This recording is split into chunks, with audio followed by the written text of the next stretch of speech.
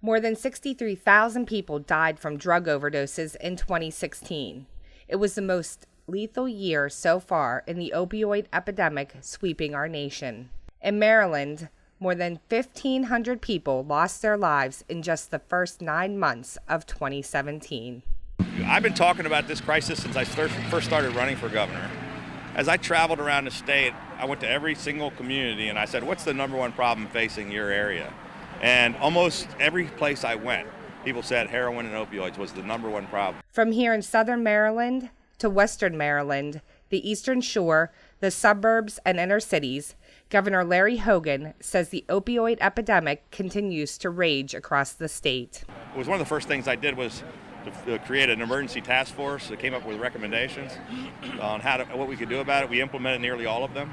We've put $500 million into this problem, and we've been attacking it from every direction. State leaders continue to pour money into education, prevention, enforcement, and treatment. Look, we've doubled the number of treatment beds in the state, and we've put more money in than ever. Most of our $500 million, the largest chunk of that, goes into treatment. Hogan says there is some improvement, but it's not enough. Unfortunately, as we've gotten a handle on that, we've skyrocketed with these new synthetics like fentanyl and carfentanil, which are coming in from China and across the border in Mexico. The governor is pushing for help from the federal government.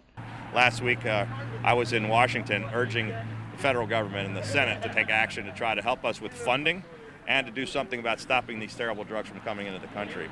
No matter where you live, you can't escape the opioid crisis. But we're continuing to fight it every day, and it's a very, very difficult problem. But I can't imagine how bad things would have been if we hadn't taken all the steps that we've been taking for the past 3 years. In Leonardtown, Joy Schrum, TheBayNet.com.